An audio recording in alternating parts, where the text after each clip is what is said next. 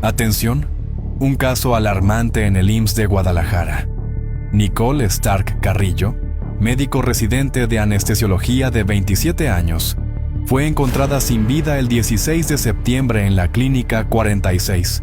La autopsia indica asfixia de origen indeterminado. Este caso estremeció al gremio médico en México. Nicole Stark Carrillo, residente de anestesiología de 27 años, en el Hospital General Regional número 46 del IMSS en Guadalajara, Jalisco, México, comenzó su guardia la mañana del 15 de septiembre. Durante la jornada, mientras participaba en quirófano, presentó un desmayo. Fue llevada a urgencias para la valoración rápida, pero después se le indicó descansar en la zona destinada a residentes. Alrededor de las 6 de la mañana del día siguiente, ya al término de su guardia, fue encontrada sin vida, sin signos vitales, en el área de descanso. El personal intentó reanimarla, pero no tuvo éxito. La necropsia inicial, a lo que se tiene en los diferentes medios, concluyó algo que generó mucha controversia: asfixia de origen indeterminado como causa de muerte. Pero, ¿qué significa realmente escribir eso en un dictamen forense o en un certificado? ¿Es correcto usarlo como causa de muerte o es un término tal vez algo ambiguo?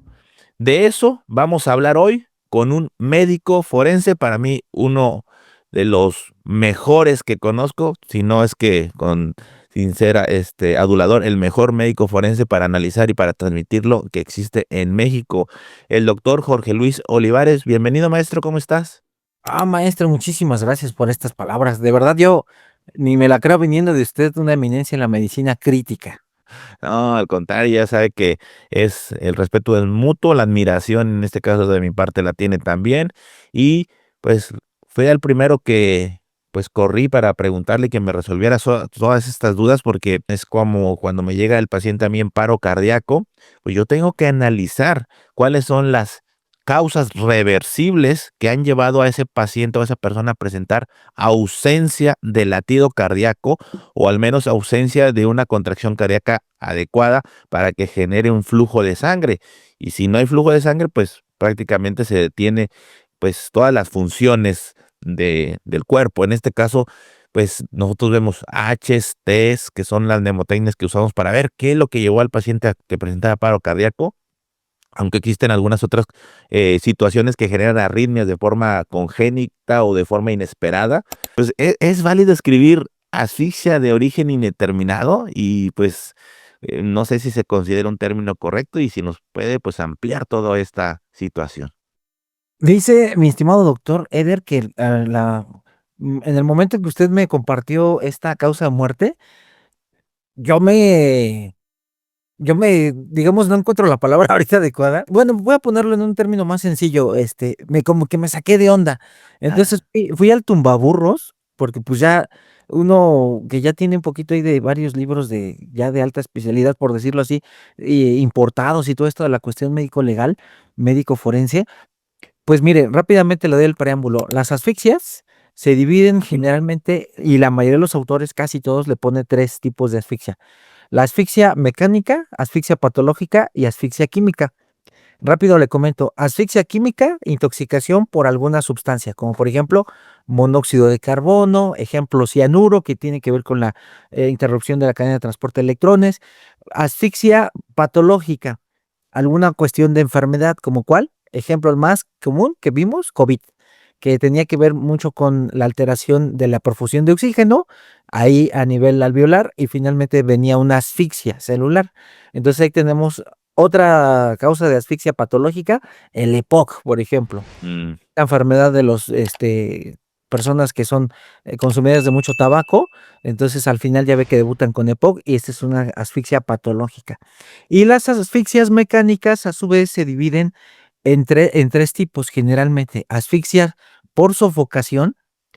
De esta asfixia por sofocación hay 6 subvariedades. Asfixia por sofocación en su variedad de obstrucción de orificios respiratorios, es decir, taparle a la persona la nariz y boca. Asfixia por sofocación en su modalidad de obstrucción de vías respiratorias, en este caso una broncoaspiración, por ejemplo. Asfixia por sofocación en su variedad de compresión tóraco-abdominal. Ejemplo, el señor mecánico que se vence el gato y se le cae el vehículo, compresión tóraco-abdominal. La cuarta sería confinamiento. Las personas que van, por ejemplo, en el tráiler de doble fondo, que son migrantes, ahí empieza a agotarse el oxígeno y es confinamiento. La quinta es la asfixia por crucifixión. Al momento de tener los brazos hacia la parte superior, evita que el diafragma esté haciendo la función de ayudar justamente a la respiración. Y la sexta sería sepultamiento. Esas serían en sofocaciones. Las otras, mi dos, sería asfixia por ahorcamiento, asfixia por estrangulación y asfixia por sumersión o ahogamiento. Esas son las asfixias mecánicas. Entonces, aquí cuando vemos que dice asfixia de origen indeterminado, pues es como, le voy a poner este ejemplo, es como decir, como lo platicábamos, cuando todos los médicos clínicos le ponen paro cardiorrespiratorio. Pues sí, todos sabemos que se detuvo el corazón. Aquí decía un maestro muy curioso, con todo respeto voy a decir, dice, tú le preguntas al señor que vende los elotes aquí afuera y te va a decir que murió de un paro cardiorrespiratorio. Al señor que vende los chicharrones, es como los matemáticos, ¿se acuerdan los que nos enseñaban analítica? Y decía, la fórmula del chicharronero. Y todos decíamos, ¿por qué la del chicharronero? Dice, pues es que hasta el de los chicharrones se la sabe, que era un chiste muy local aquí en Ciudad de México. Entonces usted sale con la causa de muerte paro cardiorrespiratorio y todo el mundo sabe que simplemente se detuvo el corazón y no hubo respiración. Entonces aquí una asfixia de origen indeterminado, desde mi muy humilde punto de vista, no nos resuelve nada. Al familiar le da una situación de mayor incertidumbre porque fíjese cómo la cuestión de la muerte violenta, Doc, o muerte dudosa, es bien diferente a la muerte cuando alguien ya se va despidiendo poco a poco. Ejemplo, vemos lo clásico del cáncer, ¿no? El familiar ya se va mermando, se va deteriorando, y la misma familia dice, bueno, es que ya cada vez lo veo peor, pero le va dando tiempo para el duelo. Aquí, mi Doc, es bien diferente por una cuestión. Es una muerte que fue tal vez súbita, una muerte que es impactante para la familia, que dice la familia, ¿qué le pasó? A ver, quiero cuentas, quiero que me digan qué sucedió con mi hija. Y número tres, mi doc, al momento en que viene y la mamá o el papá lee asfixia, la familia se está imaginando que fue una estrangulación o que algo le hicieron. Entonces ahí ya, fíjese cómo rompen la cadena de pensamiento, queda la familia angustiada por el primer término, asfixia, y el segundo es de origen indeterminado. Entonces yo como forense, lo ideal era haber puesto ejemplo, algo que podría ayudar un poquito y explicarle luego al familiar, es edema pulmonar, porque sabemos, doctor, que el edema pulmonar es producido por 10,000 cosas. Pero aquí ya tenemos una causa que sí se da en intoxicaciones, que es el edema pulmonar y edema cerebral, que puede causar la muerte, pero se le dice al familiar, mira, los pulmones estaban muy pesados, tenían mucho líquido, esto se llama edema pulmonar, pero hay que saber por qué se dio el origen del edema pulmonar.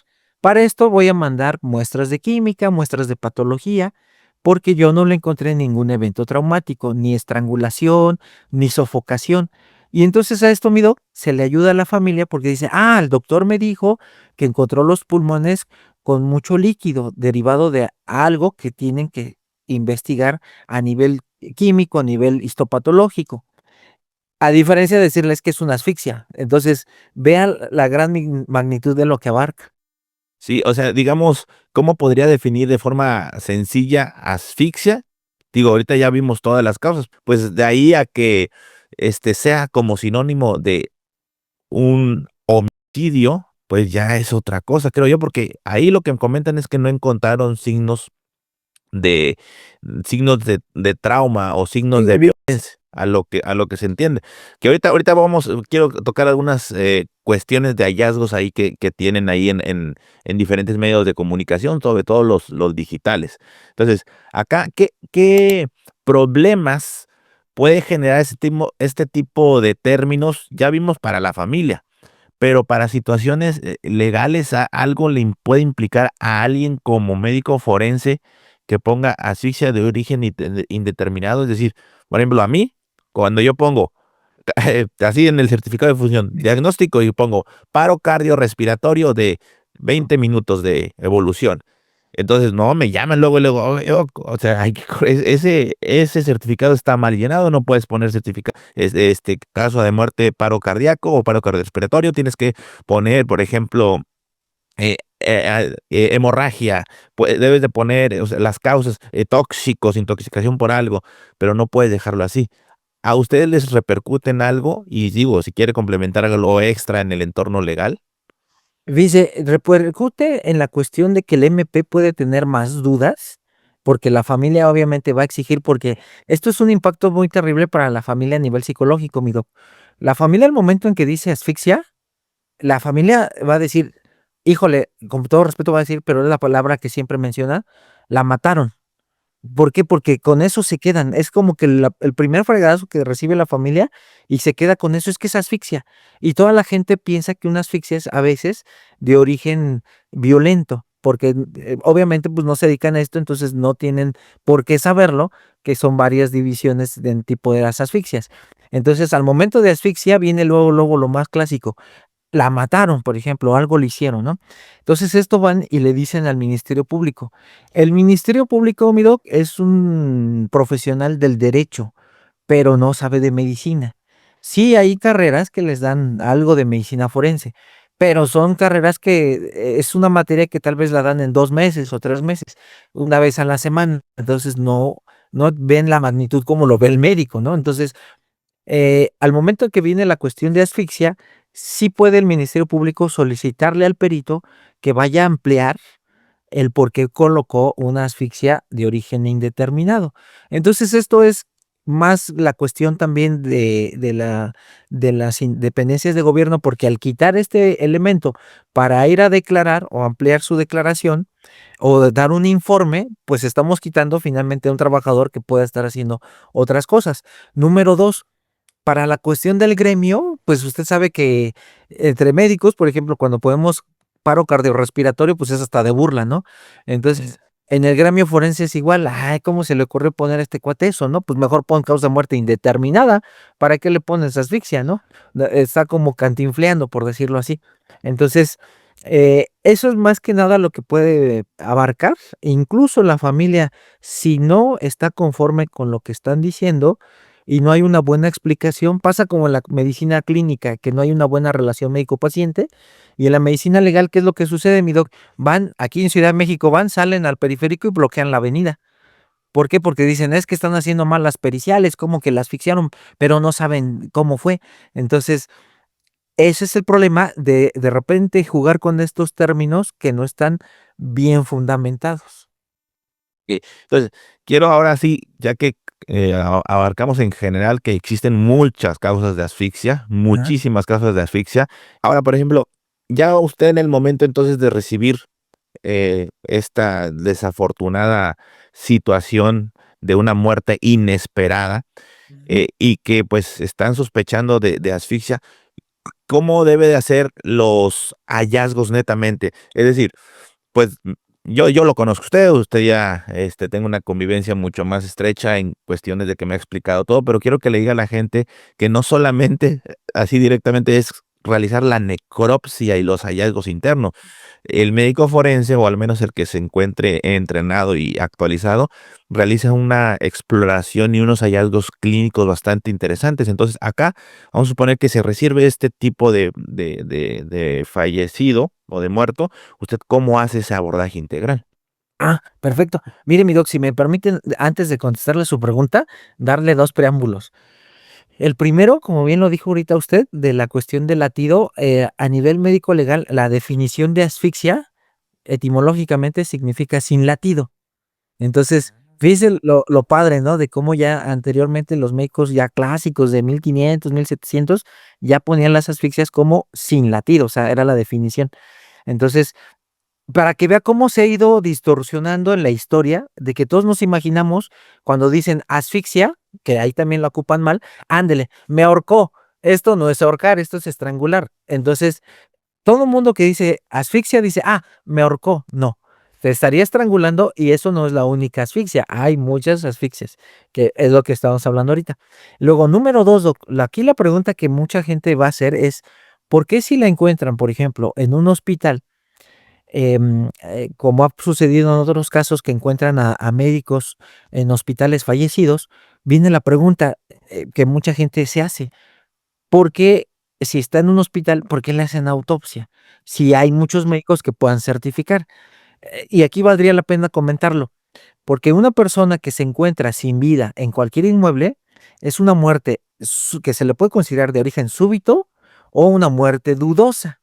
Y cuando es una muerte dudosa o una muerte súbita, se tiene que dar notificación a Ministerio Público, que de acuerdo al artículo 21 constitucional, el encargado de la investigación de los delitos es el Ministerio Público. Entonces, vamos a ponerlo en este momento para el gremio médico, doc. Ustedes como médicos clínicos pueden emitir el certificado de defunción, sí, siempre y cuando tengan todos los elementos clínicos y hallazgos de laboratorio, gabinete, de determinar un diagnóstico y ahí su paciente cuando fallece, este certificado de función. Órale. Ok, otro escenario. El abuelito de 75 años que murió de un evento vascular cerebral a consecuencia, ejemplo, de otra patología como cirrosis, ¿no? Se complicaron todas. Pero ¿qué cree, doc? Usted lo da de alta por máximo beneficio porque ya estaba muy mal y se va a su casita. A los 2 días fallece, regresa a la familia. Oiga, doctor Eder, ¿qué cree? Ya murió. No hay ningún problema porque el doctor Eder tiene el expediente clínico donde el familiar dice máximo beneficio y tiene usted todos los elementos para emitir el certificado de función. Incluso esto yo le digo mucho a los alumnos. ¿Tienes duda? Ve y revisa el cadáver. No hay ningún problema. ¿Ves que no está golpeado todo? Sale sin problema. Vámonos.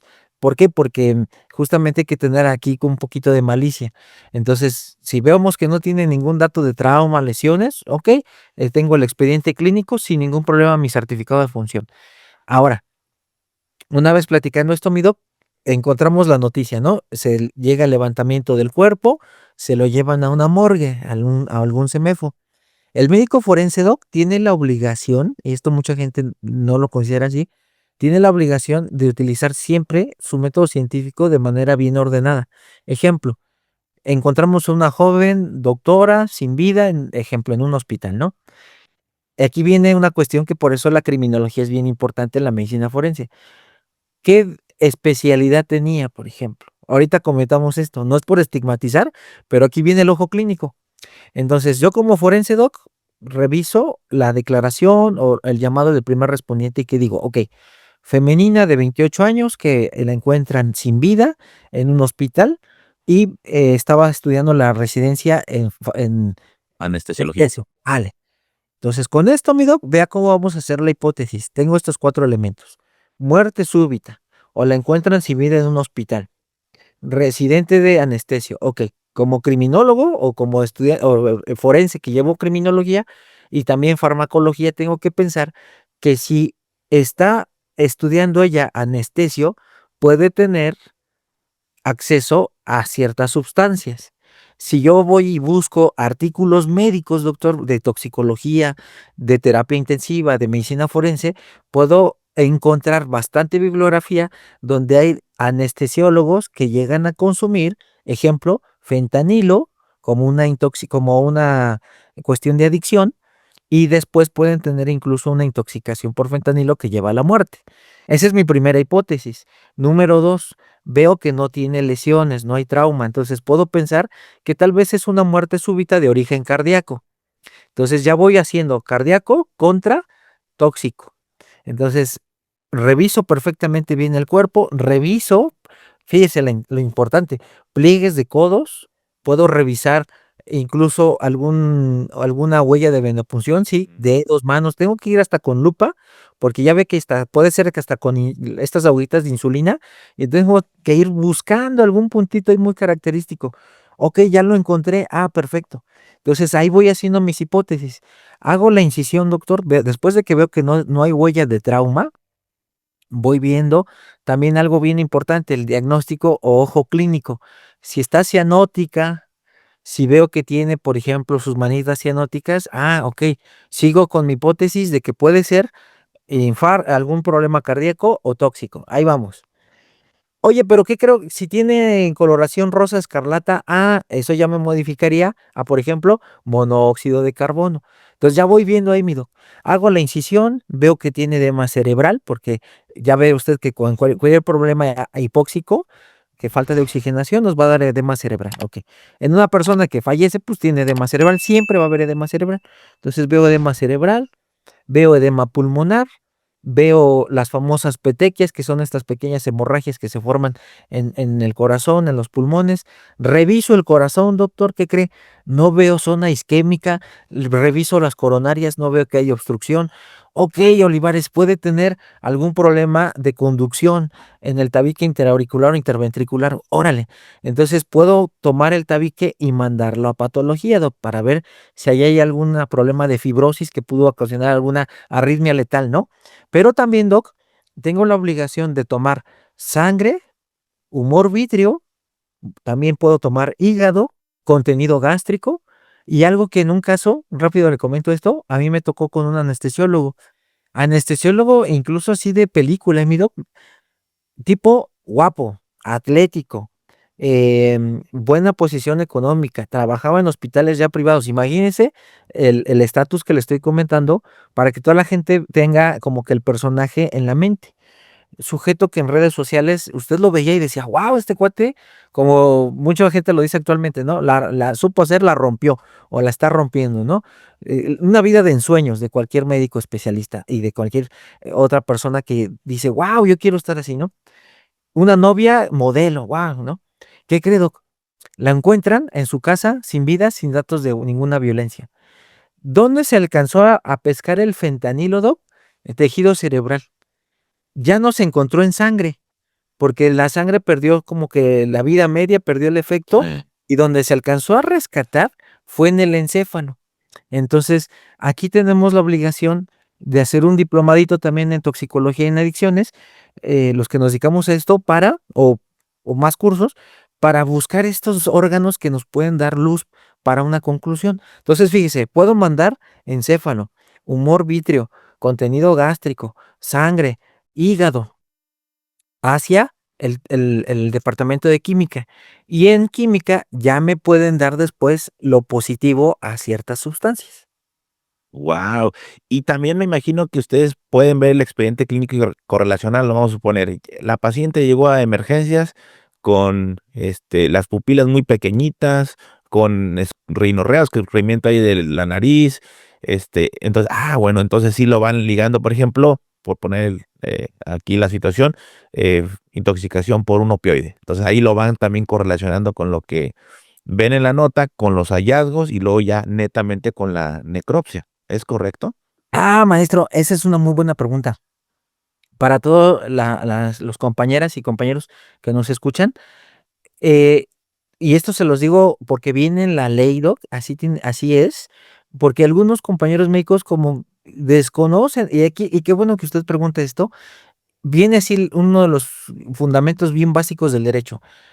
El hecho de no conocer la ley no nos exime de responsabilidad.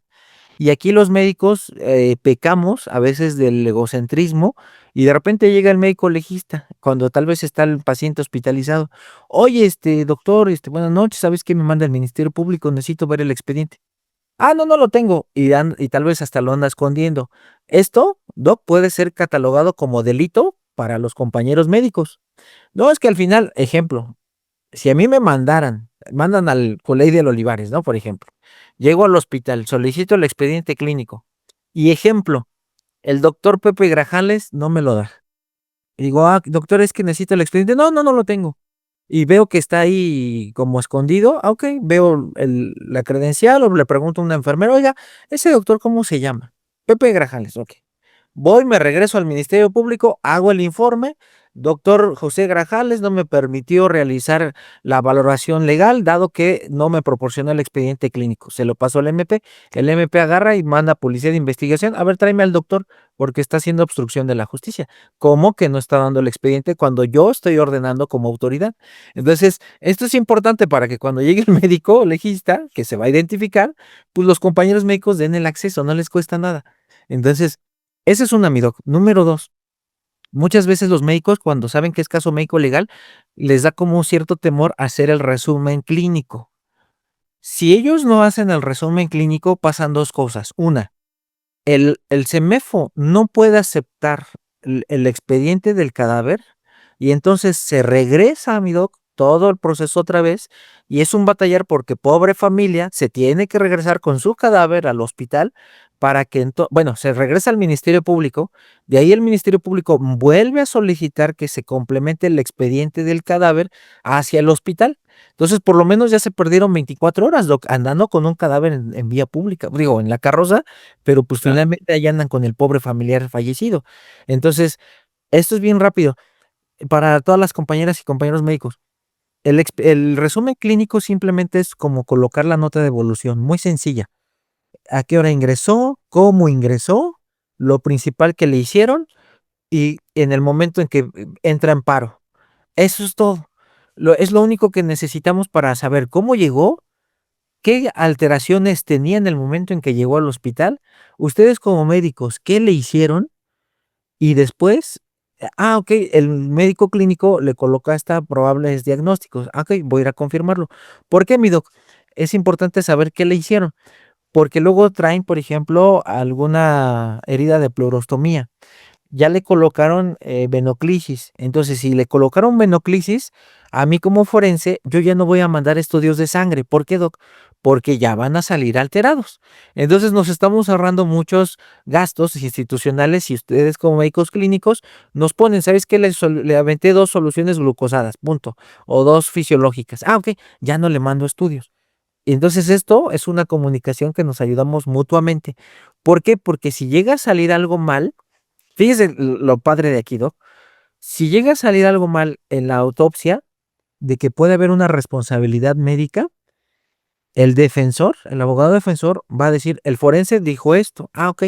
¿De quién es el error? Del clínico. ¿Y qué cree, Doc? Se puede abrir un procedimiento penal para el médico clínico o una demanda contra el médico clínico por malpraxis.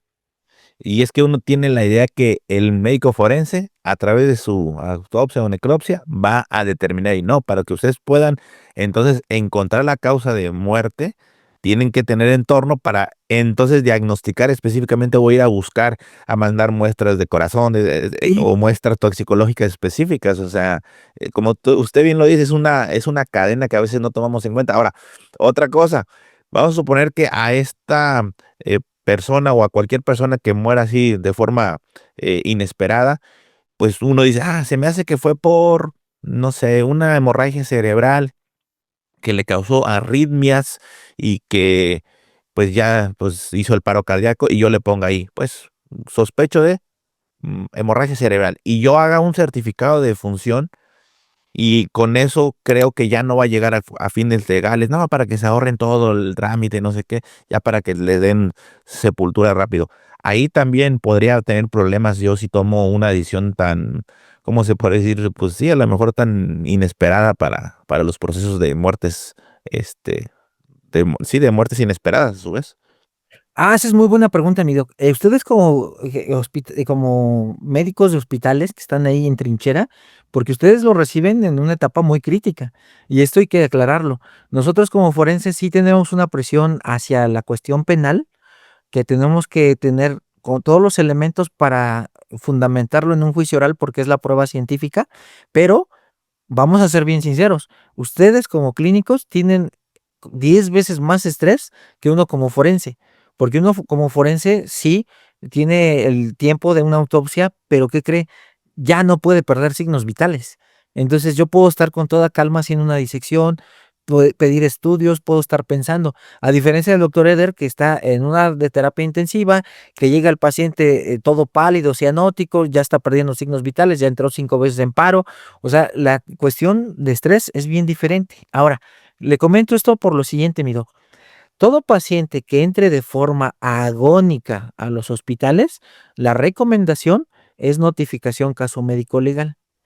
Hay incluso, doc, porque aquí hay que decirlo también para las estudiantes y los estudiantes de medicina, y yo les comento mucho esto. Cuando entramos en medicina nos hacen creer que como que el paciente es como el doctor House, que todos llegan de trajecito, nos respetan mucho, es que es el doctor, es una eminencia, y no es cierto, doc. ¿Por qué le comento esto? Vamos con la otra cara de la moneda de la medicina. Hay familiares que mienten o hay pacientes que son también muy manipuladores y son peligrosos. Le comento este caso. Hace poco un compañero médico que hizo medicina forense y luego le gustó también medicina familiar y se aventó las dos especialidades.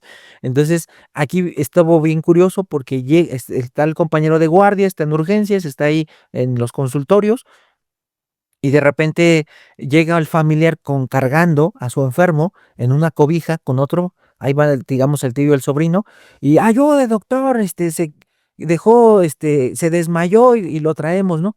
El compañero lo revisa, ve que no tiene signos vitales.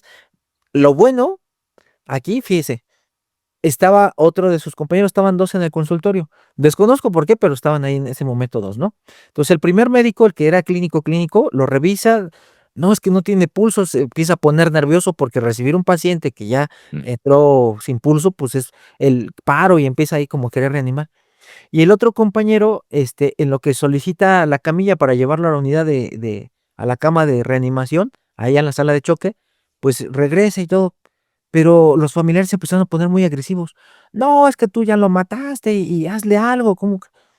Y entonces el compañero que era forense se da cuenta, porque también lo toca y dice, chihuahuas, Está muy está frío. tibio. Ajá, está tibio. Tibio. Sí, o sea, no estaba calientito como nosotros, ¿no? Sino está tibio. Y lo empieza a ver que ya tenía incluso la mandíbula un poco rígida y los dedos ya también un poquito rígidos. Dice, ya, a ver.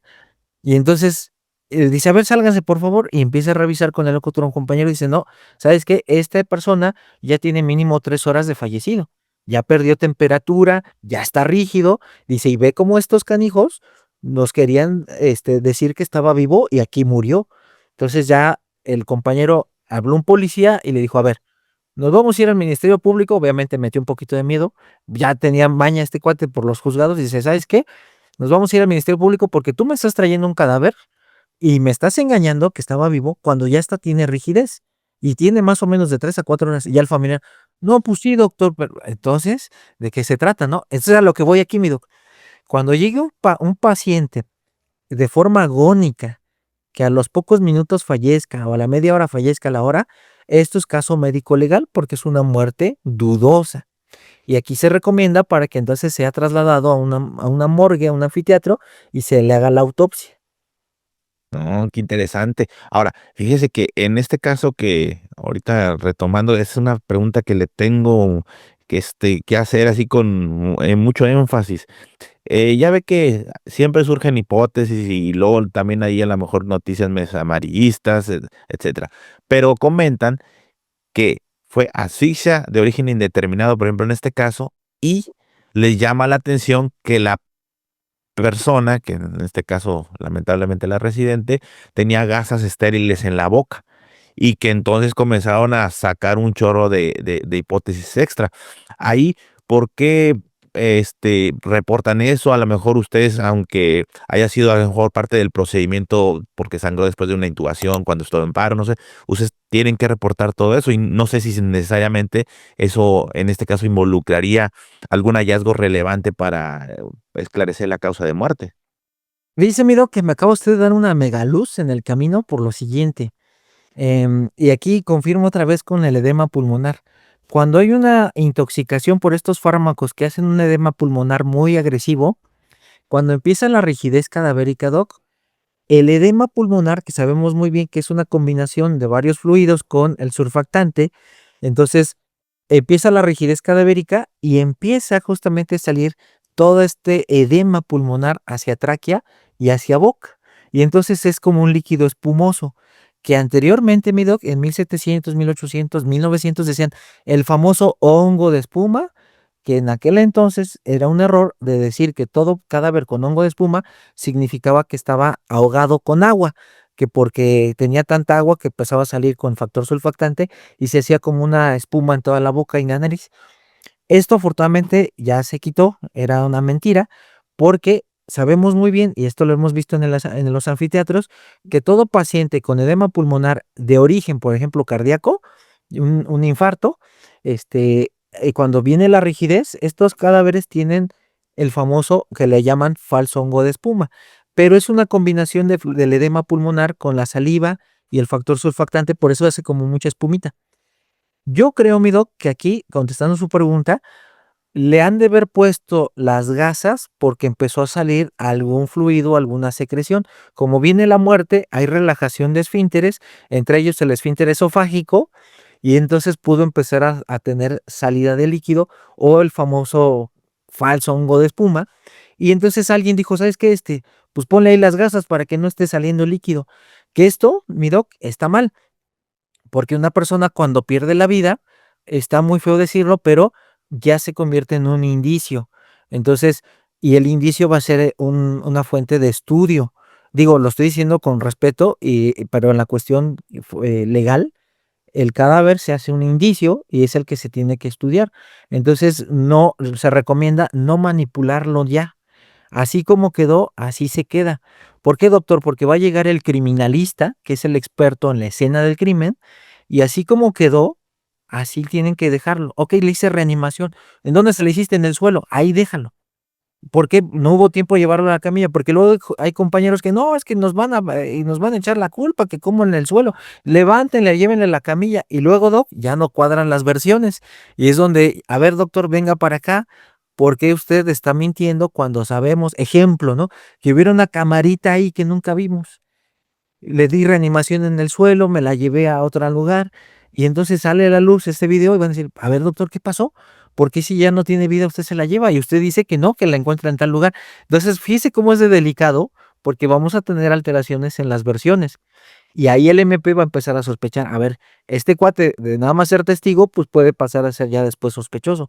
Y ahí está duro y duro el MP. Entonces, recomendación, así como quedó, ya le di la reanimación, vi que no hay recuperación de signos, así déjalo, ya no lo toques. Puedes ponerle una sábana por respeto, pero ya no le metan cosas, no le metan que las compresas, que las gasas, porque incluso, Doc, esta sustancia la podemos nosotros, si fuera, ejemplo, el caso que luego vamos a platicar de papayita, ¿no? Que le llaman el señor que le dieron con una broma, que le hicieron que tragó sin querer desengrasante. Entonces, esta sustancia que está arrojando el cuerpo, para mí es necesaria tomarla y mandarla a analizar. Por eso es recomendable no introducir cosas cuando ya la persona está sin vida. Y por ejemplo, si quedó con tubo orotraqueal porque necesitó asegurar la vía aérea para el paro cardíaco, si quedó con alguna venopunción, pues por parte de enfermería, por nosotros, también todo se queda. Esa es muy buena. No, doc, ahí sí los puede retirar, pero fíjese la diferencia. Usted está recibiendo al paciente, llega a la cama de choque, le da tiempo de intubarlo, le da tiempo de poner las venoclisis. ¿Qué es lo que hace usted? Doctor Eder Zamarrón, no, nota clínica. Paciente que llegó con Glasgow de 5, inmediatamente se colocó cánula, se coloca intubación, se coloca venoclisis, bla, bla, bla, bla. Ya lo dio usted en su nota.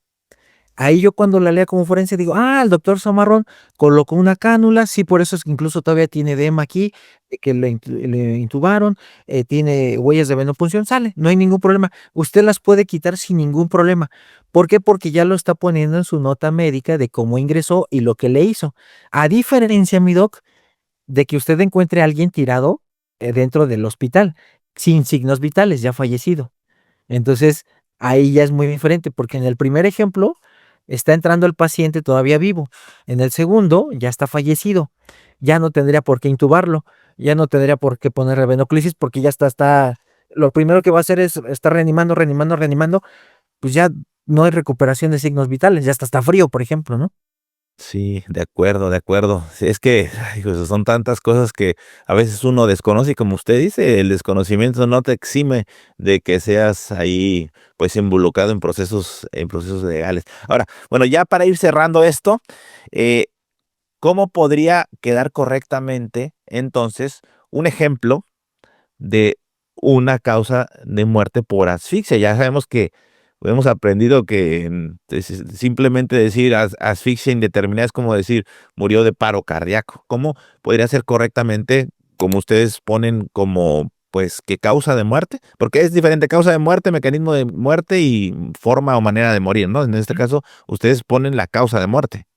Sí, fíjese que aquí, Doc, este es bien importante lo que usted pregunta, porque manejar un término desde mi muy humilde punto de vista, desde manejarlo como asfixia, ya es un poquito delicado, porque hay que acordarnos que estamos viendo una muerte violenta que le pega a la familia, o sea, quiebra una familia.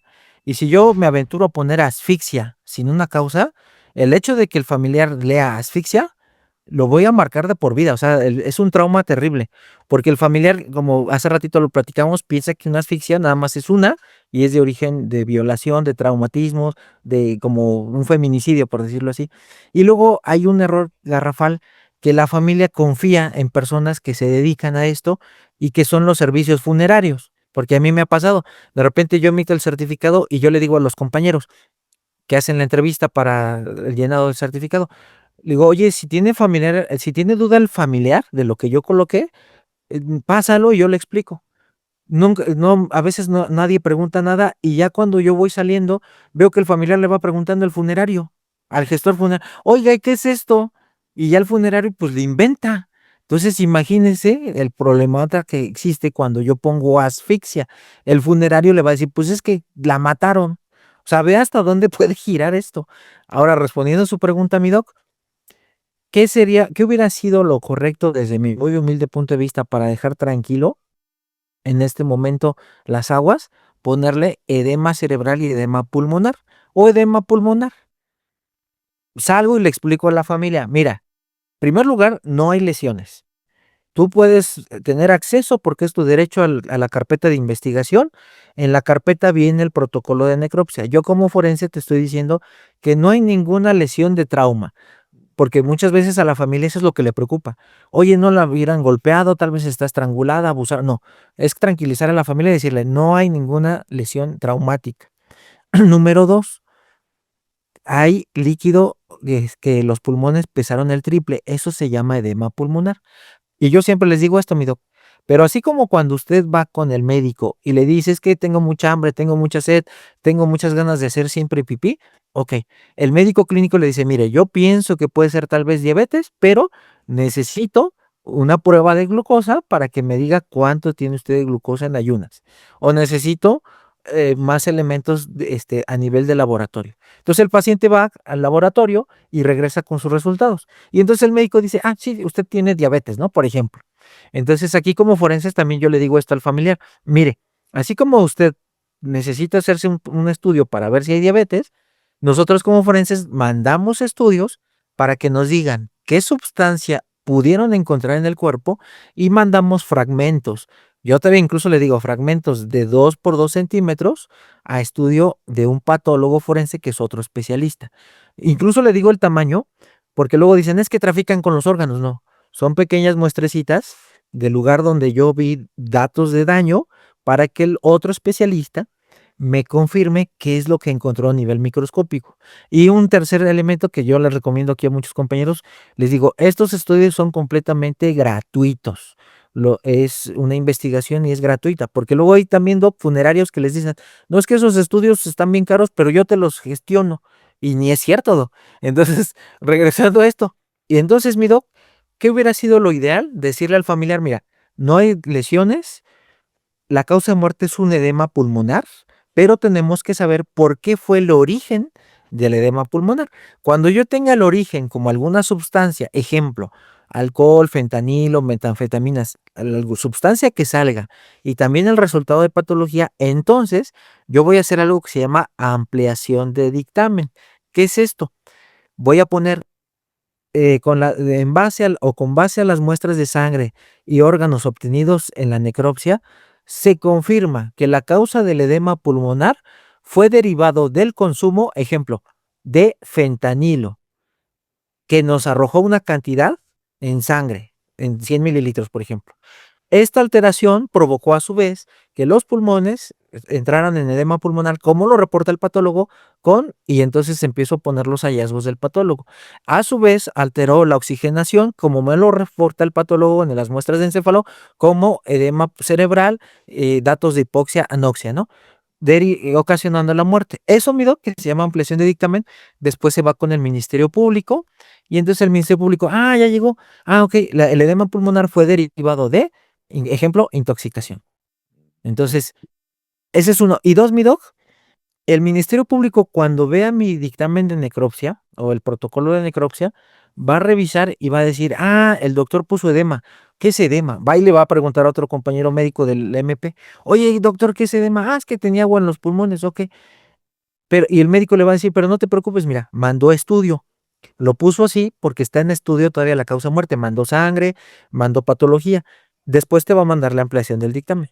Y ya cuando tenga la ampliación, ya es cuando pueden hacer un cierre a la investigación.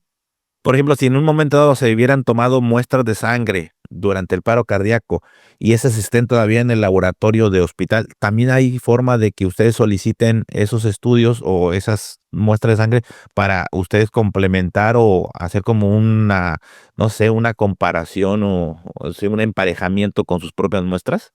Ahí, ¿sabe qué? Es muy buena pregunta. Ahí, esa es la función del Ministerio Público. Ejemplo, que alguien de ustedes mencione, se mandó a analizar muestras ejemplo, aquí en México, ¿no? Tenemos, hay un hospital, creo que es el Juárez de México, que tiene un laboratorio de toxicología, o Ujú. creo que es el General, no recuerdo ahorita, perdón por la burrada, que no recuerdo cuál de los dos hospitales, pero ejemplo, que el MP diga, creo que este hospital tiene un laboratorio de toxicología, y va y le pregunta, ejemplo, al doctor Eder, que fue el que atendió a la doctora. Oye, doctor, fíjate que aquí hay un laboratorio de toxicología. ¿Mandaste alguna muestra? Sí, sí, mandé. El interno la tomó y la mandó. Ok.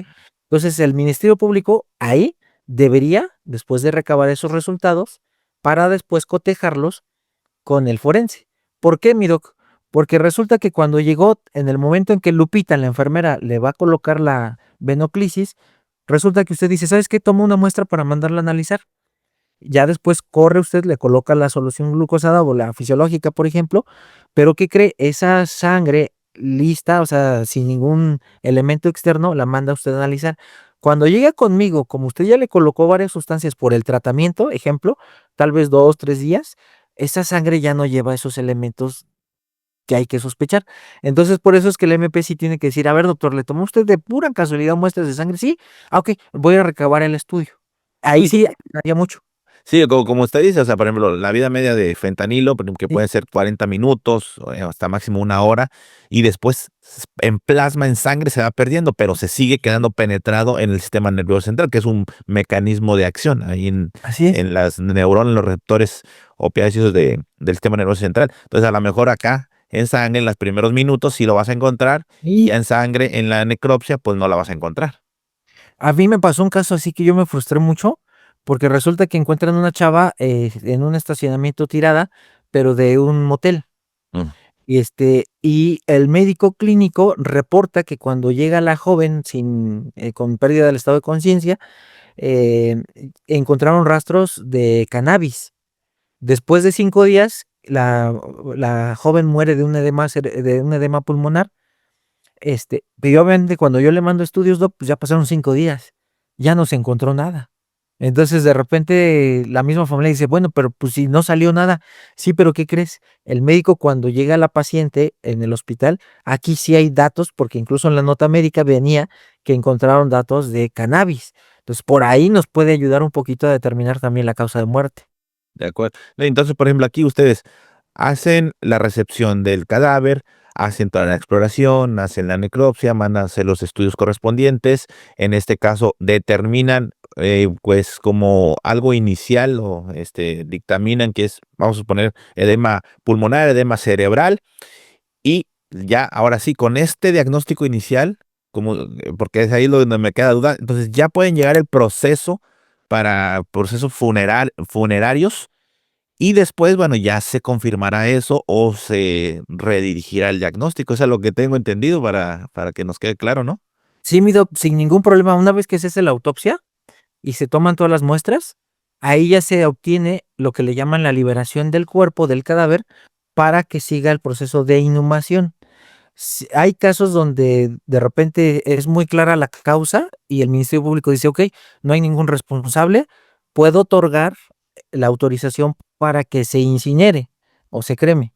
Entonces, generalmente no pasa así, siempre se mandan a inhumar por si se tiene que, alguna duda se exhuma.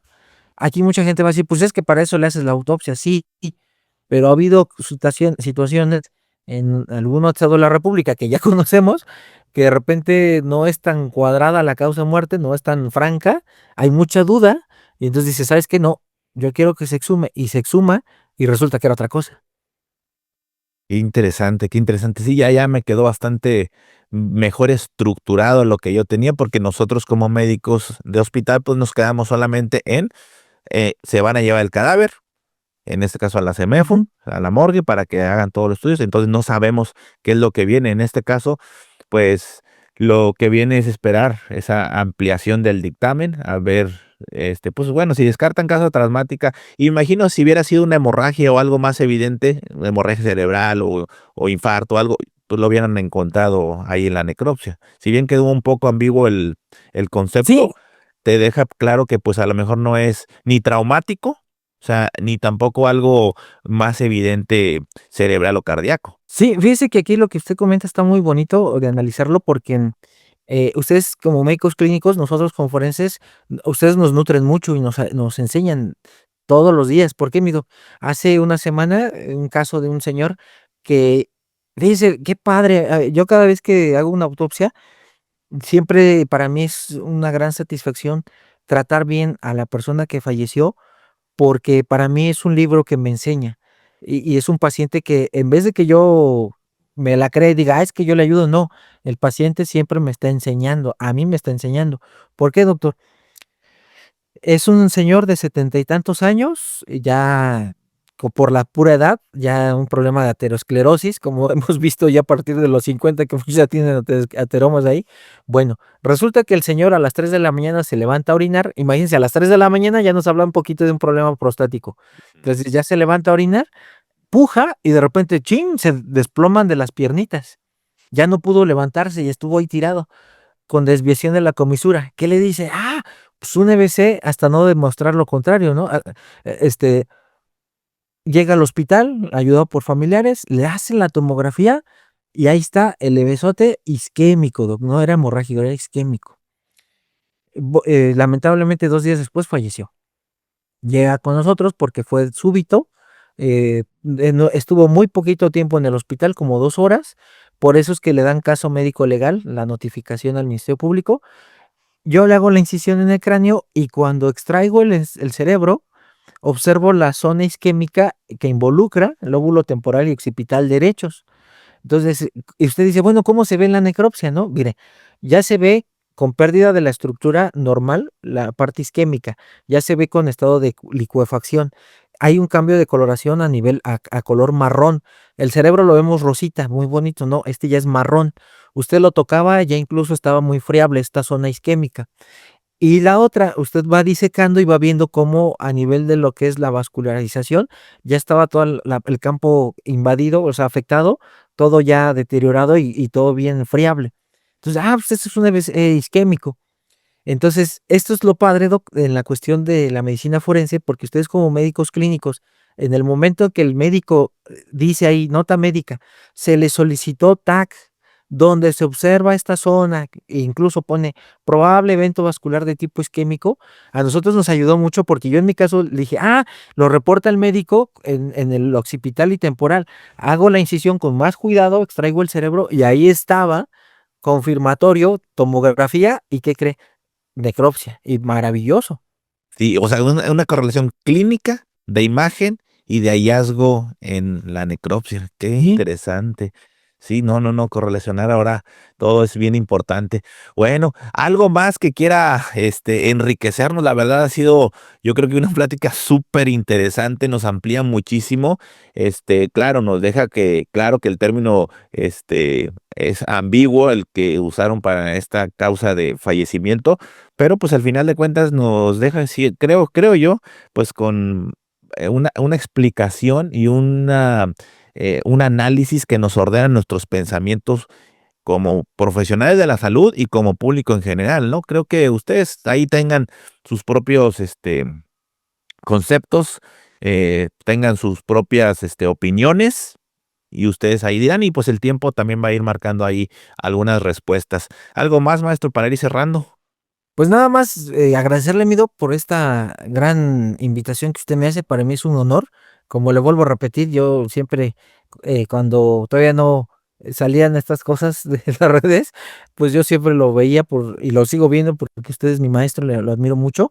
Y aquí un mensaje para toda su comunidad del gremio médico. em, Hablen los familiares de sus pacientes. Recomendación, se ahorran mucho conflicto médico-legal, que ese es un campo muy fértil ahorita en México. Todo mundo ya está demandando a los médicos por un problema de relación médico-paciente. Inviertan 5 minutos, nada más es eso. Con amabilidad, mire, llegó así, lo encontramos así, tenemos de sus elementos, se le ha hecho esto. Ayudan y tranquilizan mucho al familiar. No se enoja y no van a demandarlos. Y número dos, también como forenses, sugerencia, yo lo hago con los familiares, hablen con el familiar. En este caso del doctor que colocó asfixia indeterminada, que a mí se me hizo pues muy osado colocarlo así, pero bueno, cada quien defiende su dictamen como pueda. Lo ideal siempre es hablar con la familia, decir, mira, este es, primero que nada, yo voy a poner asfixia, no te espantes, no es nada traumático, es decir, asfixia sin latido, es decir, ya tiene datos de que no llegó oxigenación a su cerebro, a su corazón, a los pulmones, y tenemos que saber por qué se dio esta asfixia, para que usted se vaya tranquilo. Pero si soy de los médicos que no hable con el MP y me cierro, híjole, va a haber un gran problema ahí porque los familiares van a estar muy enojados porque van a pensar que fue un feminicidio. Que es como se ha comenzado también hay algunos medios maliciosos, yo creo que también para tener más impacto en sus redes sociales ha sucedido. Fíjense rápido más, mi doc, porque usted me abrió la mente del depredador, por decirlo así. Ujú. Fíjense, si juntamos estos elementos maliciosos más el hallazgo que dicen de las gasas, luego puedo empezar a pensar, no, pues es que le colocaron las gasas dentro de la boca y la empezaron a asfixiar, porque incluso el forense dijo que tiene una asfixia. Pues ahí está, son las gasas. O sea, fíjese todo lo que lleva un término no tan adecuado por una causa dudosa, siendo mujer, siendo que tenemos protocolos de búsqueda intencional en cuestiones de feminicidios, colocar este término sin dar una adecuada explicación, más están diciendo que hay gasas, híjole, doc, se puede venir todo un caos, un efecto de bola de nieve, ¿eh? Y que incluso pueden caer varios funcionarios por simple manejar un término no tan adecuado. Sí, y fíjese que estaba buscando literalmente como la etimología y sí, justamente dice, o sea, originalmente significa sin pulso, asfixia o ausencia de latido, porque en la antigüedad se interpretaba que la muerte por falta de aire se manifestaba por desaparición del pulso. Con el tiempo, el término se fue vinculando directamente a una falta de respiración, pero justamente acá comenta que no, o sea, que deben de saber todo el desglose que ya nos enriqueció usted. Aquí viene, usted es un chat GPT prácticamente, todas las causas de asfixia química, mecánicas, todo lo que nos dijo es lo que hay que determinar como causa de fallecimiento o causa de muerte. Entonces, el chat GPT que es el doctor Olivares. No, doctor. No, sí, es que sí, aparte que su experiencia y todo lo que pues ya correlaciona con la clínica, eso me gusta muchísimo. Habríamos de tener un podcast usted y yo juntos luego, a ver si alguien nos escucha. Sí, doctor, claro que sí. Ahí vamos a manejar de muertes de famosos, ¿qué le parece? Ah, estaría padre, imagínese. Bueno, a ver qué dice la gente. Bueno, pues muchas gracias nuevamente. Ya nada más para cerrar, pues hoy nos queda claro, así como nadie muere simplemente de un paro cardíaco, paro cardiorrespiratorio, tampoco debería cerrarse un dictamen con asfixia indeterminada o como dice el maestro Olivares, pues a lo mejor cada quien va a defender su punto. En este caso, la medicina exige precisión, diferenciar entre causa, mecanismo y la forma en que se muere, pues no solamente es un tecnicismo, es la certeza, tanto científica como, no sé, legal o jurídica. Y en estos casos tan dolorosos como la de la compañera Nicole, en paz descanse, lo que menos se necesita son palabras ambiguas, lo que se necesita es claridad, transparencia y verdad. porque como bien lo dijo el doctor Olivares, luego la familia va a buscar respuestas a preguntas que no se había hecho. Y pues justamente también hacer hasta la voz para dignificar siempre el trato a nuestro gremio como residentes médicos, que es otro tema que también siempre hay que tener muy en cuenta. Muchas gracias, maestro, por esta oportunidad, por su tiempo tan valioso. No, al contrario, mi doc, y sobre todo, pues, estamos muy lastimados también como médicos de la muerte de la doctora, de nuestra compañera del gremio médico. Y ahorita nada más mencionar que lo que se dijo de hipótesis es lo que tiene que pensar un investigador médico forense, pero no se está diciendo que haya sido por esta causa. Simplemente fue cómo se tiene que manejar la hipótesis un médico forense desde la cuestión de una muerte súbita hasta cualquier otra sustancia que pudo haber causado, pero no estamos diciendo que sea por esa sustancia. Nada más fue para ilustrar cómo se podría usar el método científico.